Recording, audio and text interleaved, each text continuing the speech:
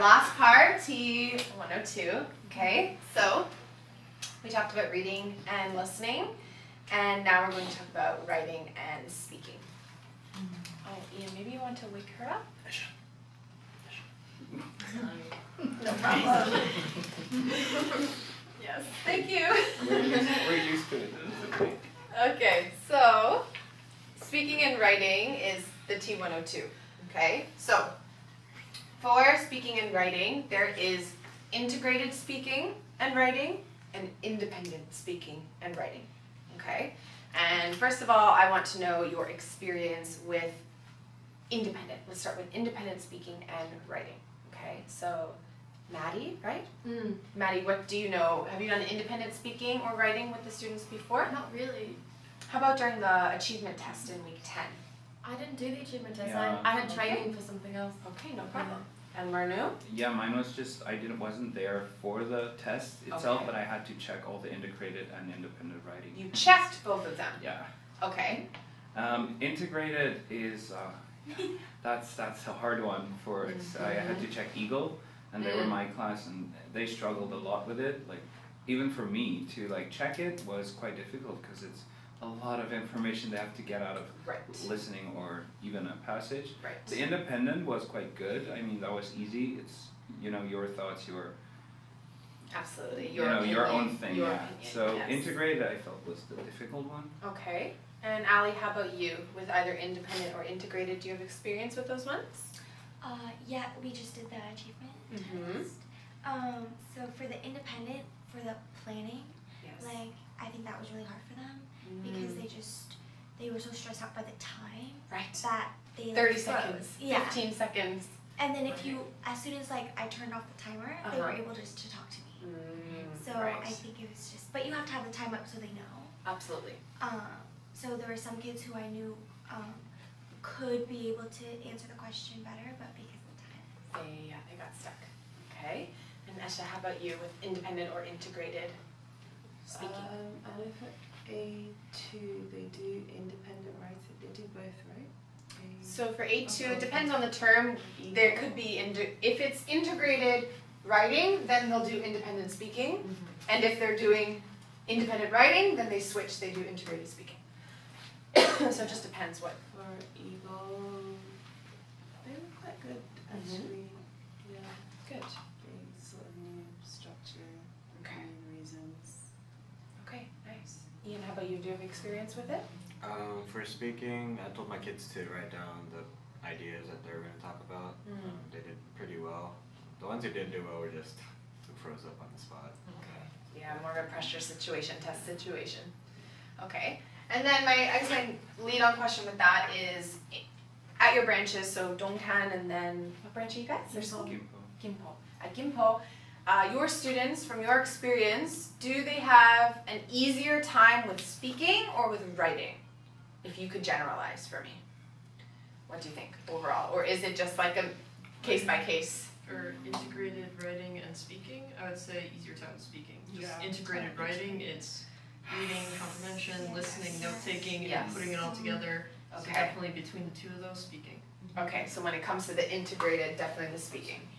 How about with independent, which one, speaking or writing, or is it, again, maybe case by case? Depends on how much practice we've had leading up. So, did you guys, before achievement test, have time to practice for either of these? Yeah? Okay. 2 weeks? 3 weeks? Right. So achievement test, it was some Seven, classes 8, 9, started in 6. February, and the other ones started in week 7. Yeah. Okay, so the students do get some prep, which is really great. Okay, so that's in we've been doing C1, C2, right? And that's in a regular core component module. Now, the entire class is practicing for these 4 areas. Independent writing and speaking, integrated writing and speaking. That is the syllabus, okay? So, the breakdown is going to be similar, okay? So, when it comes to these lesson textbooks, just like you saw with reading and listening, there's not much there as far as methodology, the way you have to.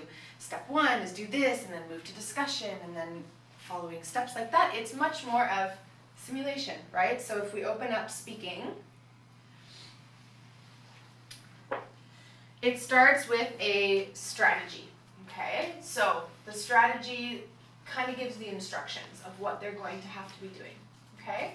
And then there are some steps that they get. So they have to read, they get 45 seconds to read. This is just a sample that they see. Then they have to identify the topic of the notice and fill in this template, okay? And you can see this template follows the Changdam pizza, the logical hierarchy, the opinion, so like the thesis essentially, reason 1, detail, reason 2, detail. It follows that flow. Step 2, they have to listen, and that's where I kind of told you guys before with that tech function, you have to press on the picture to activate the listening. They have to then listen to the man and the woman's opinion on the topic. So in this case, it's a conversation. They'd use a T-chart and fill out the template. And the final step is they're going to record their speaking. Okay, so they get, again, 30 seconds to prep and then 60 seconds to speak. Okay, so they use their notes. It says use your notes to mentally prepare. For me, I've also allowed them 30 seconds like they would in achievement tests to also take additional maybe like outline notes or summary notes. I don't just have them like sit there and stare at their notes because they do end up kind of freezing or just being like, oh, like what am I gonna say? They get kind of nervous.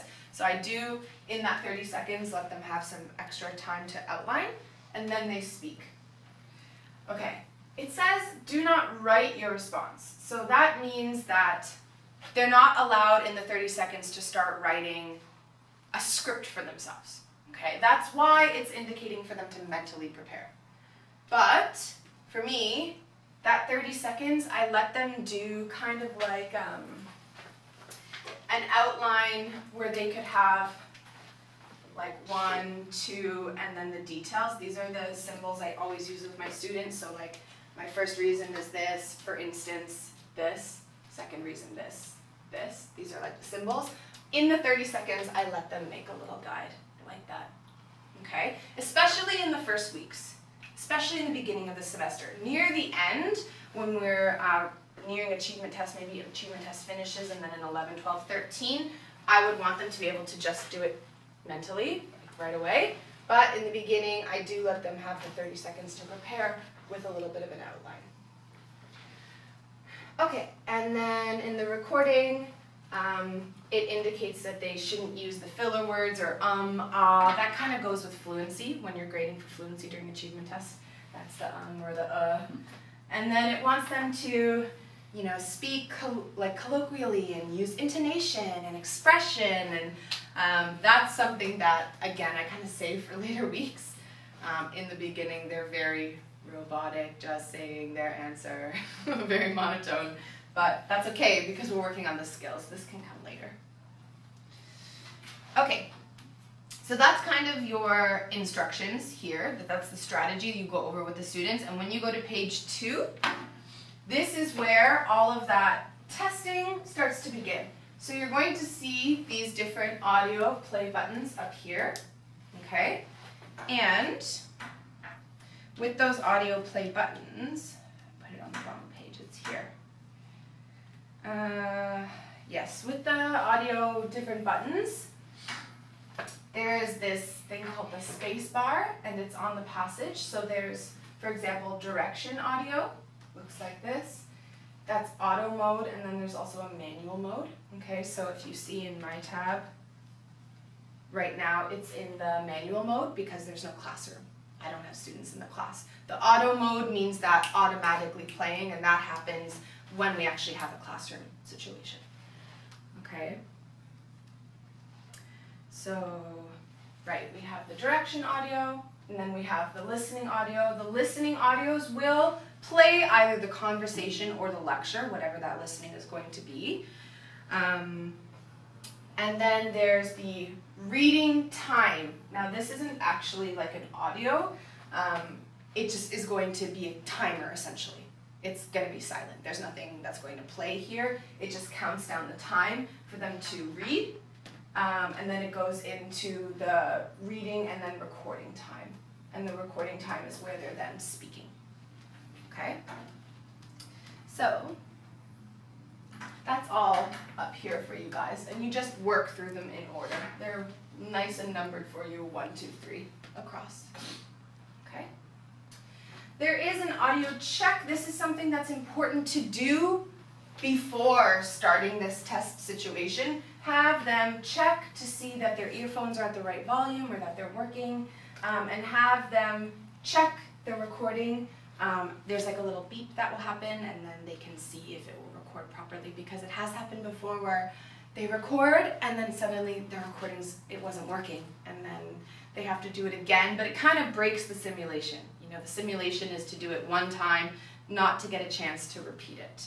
So just do both of these checks before you start the actual simulation. Any questions about this? Yes, Mark. How would you advise the recording? Because maybe if there are like 6 or 7 students in a class, how would the recording work? Like all of them, you know, speaking at the same time. I don't know. How does that work? So with the recording, they should have their earphones in, and some of them will have the little mic tab, and others, if they don't, I have them bring their tab up to their face. And then I do like a schedule. I'll make it quickly on my board. I've had like 12 students before. So I might have like row 1, 3, and row 5 go in the first round, and so they get their 30 seconds or 1 minute, and then they finish, and then I have kind of like varying students, so there's a little bit of space, and then if they're speaking right into the mic or right into their tab, in the recording you can only hear their voice. You can't hear the murmuring of the other students. It ends up being okay. So that's not a problem. Yeah. Yes, good question. Okay. Right. So we have essentially different types of activities that we go through with the students. Right now we're in the integrated, so of course here's the reading passage, right? So they have to read for 45 seconds, then comes the listening. This is where you click on that picture, right? For me, the first time I got here, I remember being in the classroom and being like pressing listening, like, oh, what do I do? Where's my listening? You know, because we're so used to the play button, but it is the picture, toggles your audio, okay? Then they listen, right? And then they get to see the question. That's always the way it works, okay? We want to make sure they read and listen first, and then they view the prompt, and then they fill out the chart, okay, and record, and then here there is an assessment form, okay? So this assessment, you can use it in a variety of ways, okay? So the syllabus says that they should assess their own final speaking based off of this criteria. So they have to listen to themselves and go through and be like, okay, did I have this? Was it missing or was it relevant? How about my reason 1? And they should kind of self-assess their speakings. Then obviously the instructor should pick a few students and assess those students too. And what I've done also is done like a class activity where maybe in class number 1 we listen to Ian's speaking as a class, and as a class we talk about his speaking and assess it together. Okay, now I've had instructors on my team before say like, oh, well, you know, my students are shy. Like Mariah was saying, my students are really shy, and my students get embarrassed and they don't want anybody to hear them and all of that. Now for me, it's kind of like, I teach them that how are you going to improve if you're going to try and be all private and nobody can hear you and nobody can see you, that kind of thing. The purpose is for them to improve. And that kind of goes back to what I was saying in the first class of like saying to them like, okay, in your achievement test, what score did you get on your integrated speaking, right? Maybe you only got like 25 out of 36. Or how about independent speaking? Maybe you only got 10 out of 16. How can we get your score higher? The way that we're going to do that is to, you know, talk about it and give feedback. And so it is necessary. If your students kind of fight you on it and they're like, no, no, no, it's kind of like tough luck. You got to just, you know, be the leader in the room and get them hopefully excited about it, and you do it as a class. Any questions about that? Okay, so for the integrated speaking 1, this is everything, right? Just 3 pages. And you use your back arrow on your tab, right? And you can go back, and that's when you could go to speaking part 2, and then writing, and then here the speaking and writing. So there's 5 different components that you'll be opening. The speakings are the same, just with different information. The integrated writing, right, we have it here, and it looks really similar. The first page here is again the strategy. It shows the students the instructions of what they're going to be doing. Okay, here it lets them know the practice test is going to begin, so get your headphones ready, and then when you turn and start the test, you will read a passage and listen to a lecture does about the automatically. same topic. Okay, so as soon as you turn the page, it goes right away. So they all have to get ready. They need to have their paper notebook, their earphones, their pencil, everything ready, so that when you go to the next page, they're all ready to go. Okay, and with the integrated writing, we actually do it from the teacher tab, right? So when I turn the page, we would begin. I think some people do it also, or some schools I should say rather, do this independently as well. But for me, for the integrated writing, I've always done this one as a class because it's how they do it in the test. You know what I mean? In achievement test, when we did the integrated writing, this is the way that it gets conducted, right? The teacher is like, okay, you're gonna get ready, and then we play the audio for them, and then we give them the time to read, and then we let them write. So for that audio, I prefer to do it off of my tab rather than use the earphones in this case. But I think that that's up to your discretion, or talking to your HIs or TLs about what they want you to do in that case. Okay? So here's the practice simulation on the next page. Okay, so this is an assessment competition, okay? And you can see this blue box here, and this one is actually to cover an answer, okay?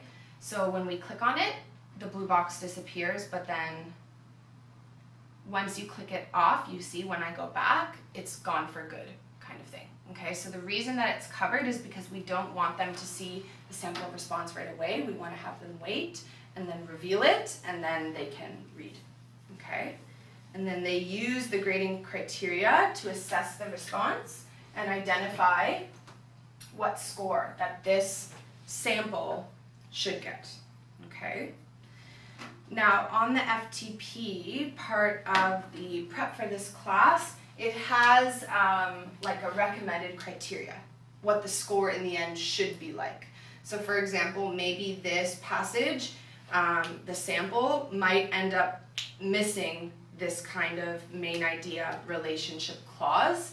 And so the students should be marking here. If your students mark relevant, you need to then justify with them, well, why did you say it was relevant? Could you read the main idea statement? Yes or no, and have them point to where it was in the passage. So this is like just an assessment activity where they read a sample, and then we can see how well they're able to identify parts of the integrated writing. Does that make sense? Okay.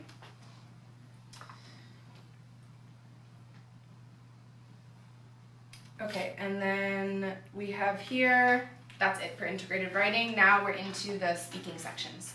Okay, so we have independent speaking, and then there'll be the integrated writing. For independent speaking, there's an open-ended question, and then there's also a closed-ended question, okay?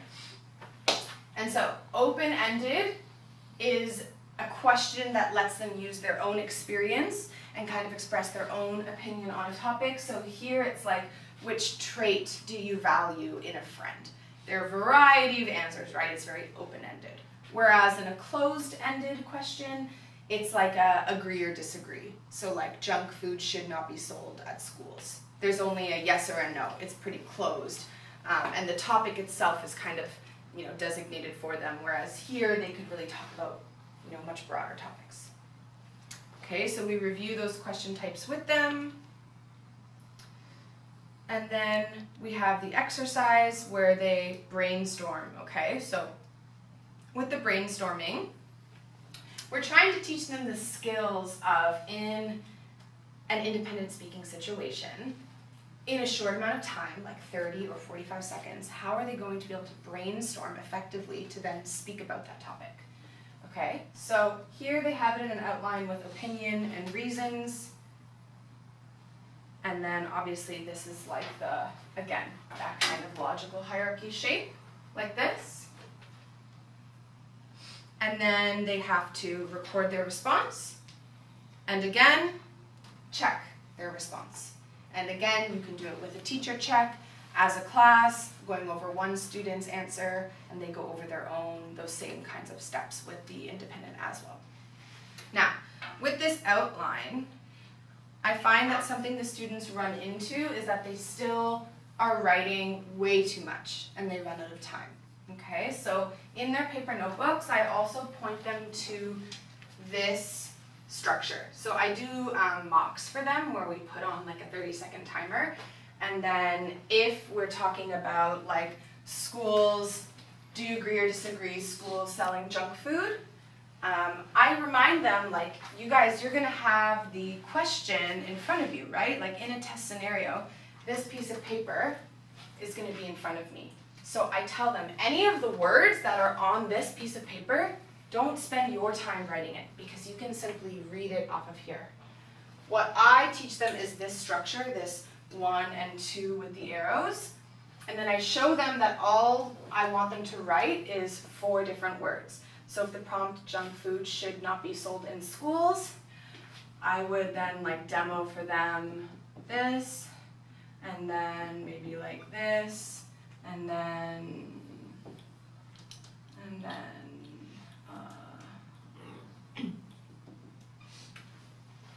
and then from this, I show them that like they have their transitions embedded. So first of all, it is not healthy. For example, students need to focus on exercise and junk food will not help them be healthy. And second of all, junk food can be very expensive. For instance, or to illustrate, students need to spend money on books and other products and should not spend their money on junk food. And then so I disagree, or I agree that junk food should not be sold in schools, and I have them like go back to the prompt. But this kind of like 4-word outline I like to practice in my T102 classes as well, just because if I get them used to only Take a moment to If I get them used to this outline structure, it is similar with this, but then I feel like in the test scenario, they get stuck on opinion, you know what I mean? They're like writing out their whole opinion and they've spent 15 seconds doing that now, when actually they could just read their opinion off the question paper. Okay? So definitely use this in your classroom, but this is just like a personal tip, something that I do in my class as well. And then as you can see, once you actually go to the next page, again, it gives you a warning. The practice test will begin immediately, and then it does start on this page like it did when I first flipped to it. But again, if you go back and then come back again, it will not repeat. So you only get one chance. So even there, like now that I've flipped back a second time, it's not going to play automatically for me. So you have to keep that in mind. Okay? Right, and then they do their speaking. Okay, and so that's independent speaking, and then we have the independent writing as well in the tab. And you guys, this format is really this similar, okay? Essentially, they're doing the exact same thing in the speaking with their opinion, a hook, an opinion, reason 1, detail, reason 2, detail, conclusion. Okay. Here, we do want a 3rd reason for the writing because of their level. They should be able to come up with 3 reasons. And I want to give you guys this tip for your classes. It's something I tell my instructors, and it helps students with coming up with reasons for speaking or writing in the independent section. And it's called THEME, this acronym. Have any of you guys seen it before? So this helps students to come up with reasons for speaking or writing because this acronym THEME represents the 5 different topics. So the first one is time. The second one is health.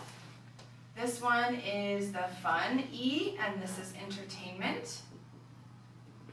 This M is money, and this is our serious E, and this is education and the environment. So I like drill this with my students and get them to memorize this acronym just like I do with ASK, ASK, for note-taking, I drill this for coming up with reasons, theme. And the way that this works is that essentially these topics can be applied to any prompt. So if we go back to that prompt we just saw in the speaking, junk food should not be sold at schools, we can look at, I even just did it, health and money. I used both of those, and those are two very different reasons. I could then end up using education, right? I could say it will not help them study, they need to focus on studying. Or I could use environment. Junk food creates a lot of trash, which is bad for the environment. Or if I was saying it should be sold in schools, I could use time. Junk food is fast and very easy to buy. And junk food is cheap, or maybe I said expensive in the previous one, but you could use money. Or students enjoy eating junk food, it makes them feel good. Okay, so you could use this theme for really any prompt. It works for all prompts, and these are all very different topics, because something I've experienced with my students is that when it comes to reason 3, or even sometimes reason 2, the reason they provide should actually be like a detail of reason 1. Okay, so maybe they say reason 1, it is not healthy, and then reason 2, it is too expensive, and then for reason 3, they end up being like, it is bad for my body. And that is just health repeated in a different way, because they get stuck. They don't know what else, or they can't always discern 3 different reasons that are very distinct from each other. And so that reason 3 actually should be a detail of reason 1. And so they would lose points there, right? Because that's not actually a third supporting reason. So this can help them to come up with reasons. Okay? Does this make sense? Okay. Okay, so then they do their outline for their writing, and again, they're checking. Okay, they always have to self-assess, and teacher does an assessment, maybe we do an assessment as a group as well, right? You could put one of these up on the board, your SRS system will bring up the student answers, and you could review one of them and then assess it as a class. And now they actually have to write a different component of the essay in full. So they're not always going to write the entire opinion writing, or independent writing, but they will maybe do a selected paragraph. So you can change that. Maybe in the first class you want them focusing on introduction paragraphs, how to write a really good intro hook and details, and then their thesis statement. Or in other classes we can focus on body, how to write a main idea 1 paragraph, and they'll actually materialize that. And then proofread. Okay, so it says switch your tabs with your desk friend and then proofread for each other. Before I switch it with their desk friend, I always have them try and proofread first. It's a skill that I find the students are really lacking, in my experience. How about with you guys, with your students proofreading their stuff? Do they usually find their own errors? Yeah, no. Even for me, like when I proofread my own things, it's very easy for us to miss our own errors, but it's a very important critical skill to teach them. So I have them proofread first, I put up a timer, and then I have them switch tabs and have their desk friend proofread and check for these things. Yeah. Because sometimes they're like, teacher, I have a hook, I thought I had it, and then the desk friend is like, no, like where's your hook? You don't have it. They can see it better when it's someone else's perspective. Okay. Okay, and then this activity is an editing activity. Okay, so there are 5 errors in the paragraph, and they have to identify the errors and then adjust those errors. Okay, so it's an editing activity. And then here, again, if I click this one off, it shows what the different errors were. Okay, so then they have to make a list of the 5 errors and how to correct it. Okay, so if we show the errors, and then there's the light bulb with the answer that shows how they should adjust the words. So then, for me, in my prep, when I'm prepping for all this stuff, what I like to do is, I'll show you, it's back in speaking.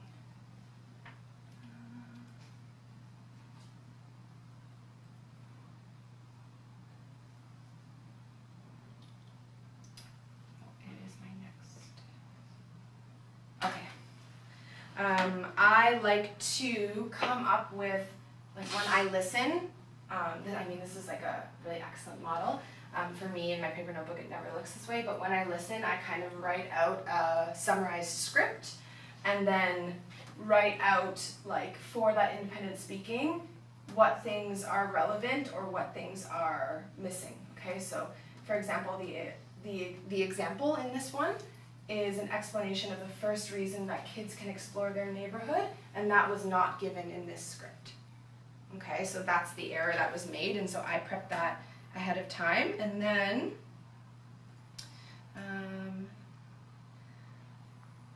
I thought I had it. I wanted to show you guys one more. Maybe it's on your FTP. There are, that's okay, I'll just show you here. There are ways that you ahead of time can go through. Obviously, this reading on your own and then like prep the errors, or then in your paper notebook ahead of time, make sure that you check out this error list and the corrections and then just make note of it too. Okay, because we want to be able to, I guess, this is like a grammar section in a way. We want to be able to identify with the students what their errors are and then how to correct it. And then that's the last activity for the writing.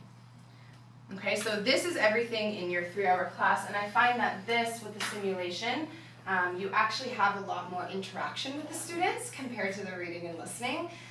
Here, we have a lot more of different paces because we're switching between integrated and independent, and there is listening that happens, there is reading that happens, they're writing, they're speaking. I find it to be a lot more involved and a lot more high energy. But then with your reading and listening, that's when you really have to motivate your students more so, I would say. The last thing I just want to show you guys is this Ibt Reference Manual actually has a whole section for speaking as well. And there is a section in here for writing. Okay, so it actually goes through in entirety. Like, for example, an integrated task, they have to read, they have to listen, then they have to write, and it shows you in the test scenario they get 3 minutes for the passage, and it goes through all of the steps with you guys, okay? It also indicates what the most common relationships are, and this is something the students should learn and kind of take note of during the class, is that often in the integrated activities, we end up seeing 2 different perspectives, right? Or a contrasting idea on the same topic. And then it either supports or casts doubt on the first opinion. So the question is always going to be like, how did the listening passage support what the reading said? Or how did the listening cast doubt on the reading? And those are always going to be the prompts. And it breaks it down really nice for you guys here. It also, I want to point you to this one here. It shows the organization for their essays, which I think when I grade integrated writing, this is where I often see a lot of errors, is in the organization. And this is something we want to teach them in the class. So the block formatting is where they write down the information about either the reading or the listening before moving on to the next thing, okay? And so that means that they do the whole first thing according to the reading and say everything that the reading says, and then contrast it according to the listening and everything the listening says. So that's the first format. The other format, and the one that I often teach in class, and actually all of the models are usually based off of, the point-by-point format, which is like, the reading said this, however, the listening said, and then the listening's point. And they're going point by point on the similar 3 ideas back and forth with point by point. Okay? So this, I think, is where students need a lot more of work, is to develop that organization in their writing for the integrated activity. Same thing with the speaking too. It breaks down the different formats in this manual for you as well with the speakings. Okay, so this Ibt Reference Manual I think is going to be a really valuable tool for you guys. Please speak to your your TL or HI, TM, whomever you have at your branch about this manual. And if they are not aware of it for whatever reason, don't have access to it, you can always send an email to, who should they email, Richard? What could I recommend? cmteamcdl@gmail.com. CMteam CDL. CDL. CDL Yeah. at gmail.com. This is an L. CMteam CDL. Yes. So if for whatever reason, again, you don't have access to this manual at your schools, then you could always send an email here and have this manual emailed to you, because I think it's going to be a really valuable tool for you guys for T101 and 102. And even like these kind of skills carry over into, we're starting A2, right? A2 is coming next semester. A2 is an admissions class with test reading and listening scenarios as well, and these question types, you're going to see them in A2 as well. So I recommend getting a copy of this manual. It will be very helpful. Okay, any other questions or concerns, you guys? Thank you so much for taking the time to come out this morning. I know it was a bit of a trek for some of you to get all the way here, but I hope that it was helpful and that you can take some of this information you received and carry it on into your next classes. Okay, good luck.